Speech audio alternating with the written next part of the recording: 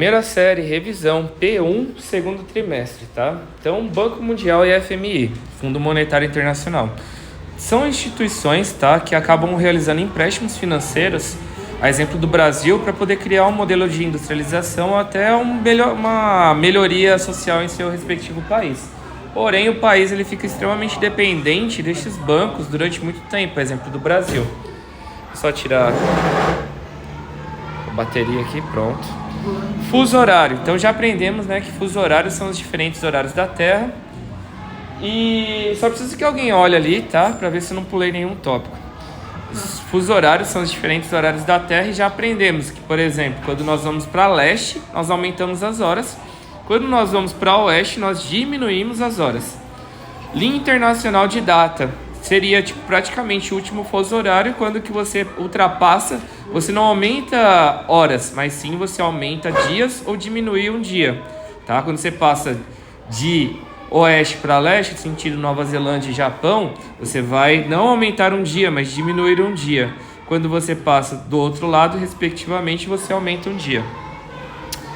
Estudos internos da Terra. Então nós já aprendemos que os estudos internos da Terra são extremamente importantes para compreendermos as camadas, como o núcleo, o manto, a crosta. Os russos foram os que mais tiveram êxito, perfurando cerca de 12 quilômetros, tá? E como que nós sabemos que tem lá no núcleo, sendo que é muito maior que 12 quilômetros? Através da sismicidade, ou seja, os terremotos, os maremotos.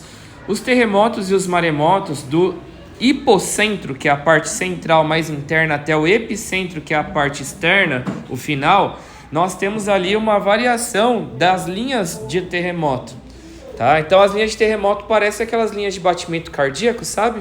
Então elas vão oscilando, conforme vai fazendo essas oscilações, você entende que passa por áreas onde que o material é diferente, o tipo de rocha é diferente, e isso nós conseguimos analisar as estruturas internas da Terra através do estudo dos terremotos e dessas oscilações que ocorrem através dos tremores, tá? Próximo. Os tsunamis. Então nós já aprendemos aí que tsunami é uma onda gigantesca através de um maremoto, tá? Então maremoto é um tremor da crosta oceânica que vai movimentar o oceano e vai causar um tsunami. Sempre um tsunami nós temos um recuo do oceano para formar aquela onda gigantesca. Recuo gigantesco para poder formar aquela onda gigantesca do tsunami. Movimento convergente, movimento de choque, tá? Vou ver se consigo fazer aqui só para você lembrar, ó, choque, tá? Ó, se choca, dobra, sobe, tá? Se choca as placas tectônicas, dobra e sobe. Então, através dos movimentos convergentes, nós temos a formação de dobramentos, a exemplo de cadeias de montanhas. Corrente de convecção. A corrente de convecção ela acontece no manto. É aquele exemplo lá que eu falo para vocês do fervilhar da água, por exemplo. Você coloca lá um miojo para poder ferver, ou um ovo para poder cozinhar. A água, quando ela está fervendo, ela faz um movimento circular. Então, isso é o movimento de convecção. Aquilo que está quente sobe e aquilo que está frio desce. E assim acontece, por exemplo, na panela. Onde que a água está mais em contato com o fogo, vai ficar quente, vai subir. Quando sobe, não vai mais estar em contato presente ali com o fogo, vai descer porque está mais frio.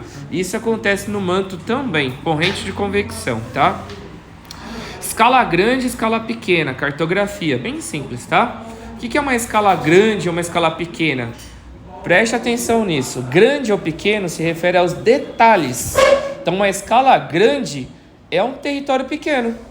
Parque São Vicente, Mauá. Então, um território pequeno, onde que você no mapa consegue ver grandes detalhes. Consegue ver sua casa, consegue ver o Zaira, que é gigantesco, tá? Então, esse é um mapa de escala grande. O mapa de escala pequena já seria tipo Brasil, América, Mapa Mundi. É um território gigantesco, porém com pequenos detalhes. Você não consegue ver tipo um McDonald's no mapa do Brasil, porque é um mapa de escala pequena. Pedologia, até foi conteúdo da aula de hoje. Pedologia é o estudo dos solos, tá? Pedologia é o estudo dos solos. Sua composição, sua matéria, sua estrutura, sua forma. Próximo, urbanização. Urbanização é quando nós temos mais pessoas na área urbana do que na área rural. E esse processo é chamado de urbanização. A urbanização ela gera também o processo de periferias, porque durante o êxodo rural, essas pessoas que saíram do rural, exemplo do sertão do Nordeste, quando chegaram para São Paulo não tinham dinheiro, então para onde que elas iam? Para o Zaira. Iam para as áreas de periferia, tá? Isso não foi algo... Deixa eu ver aqui. Isso foi até algo meio que natural, porque as pessoas elas vieram com poucos recursos financeiros e acabaram habitando as áreas periféricas, infelizmente, sem planejamento urbano, sem recursos, tá? Mas iam para as áreas que estavam vazias. E assim surgem as periferias, as favelas, os guetos, os... Já entendeu já, né? Verticalização. A verticalização é uma saída para territórios onde não tem mais tantos espaços para construir casas, exemplo do Japão. Então, o processo de verticalização é o processo de construção de prédios, apartamentos. Então, isso é uma saída para onde que há territórios pequenos e não há mais espaço para poder construir casas. Ou também visando lucro financeiro, porque um apartamento ocupa o espaço aí de umas 2 casas e abriga aí muitas famílias, dezenas de famílias, né? Expectativa de vida. Expectativa de vida é o quanto a média que cada pessoa vive. No Brasil, 76 anos, tá? Tem gente que vive até os 90, tem gente que vive até os 12. Então, a expectativa de vida do brasileiro é de 76 anos. E detalhe, tá? É muito importante investir na maternidade infantil, porque essas crianças, a maternidade infantil, ela vai dar a origem para o resto da vida. Se, por exemplo, a mãe grávida, ela tem uma vida desregrada, usa muitas propriedades ilícitas, então essa criança ela vai nascer com dificuldades. Então a expectativa de vida dessa criança pode ser afetada por conta da maternidade. Então é muito importante investir na base. Alguma dúvida? Não, né? Prosseguindo, aposentadoria. Então a aposentadoria também é um grande problema atual no século XXI, né, no caso.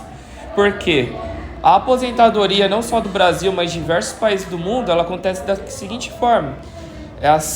Vocês vão pagar a minha aposentadoria, então trabalhem bem para que eu possa me aposentar. Eu estou pagando a aposentadoria do seu vovô e da sua vovó. Então é um cobrindo o outro, e é assim que funciona a aposentadoria. Só que com o número de pessoas sendo reduzida, vai faltar impostos para poder pagar aposentadorias futuras, né? Vocês praticamente só lamentam. Não sei nem se eu vou me aposentar, vocês então esquece. Quanto mais ainda que as pessoas estão com a expectativa de vida cada vez mais se elevando, né? Aumentando. Neomalthusianos, tá? É uma teoria formada por Thomas Malthus no século XX, onde que ele dizia que os países pobres, o problema é por conta da grande população. Então essa é a afirmativa do Thomas Malthus e os neomalthusianos.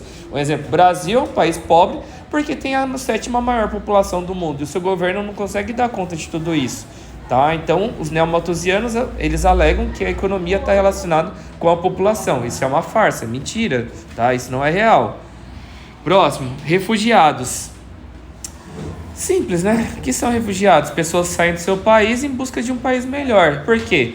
Ou sofreu uma catástrofe natural, o país está vivendo uma crise financeira, exemplo da Venezuela, ou tem uma ditadura, exemplo da Coreia do Norte. Enfim, são inúmeros fatores que fazem com que as pessoas busquem um país melhor para se viver. Acabei a revisão de geografia.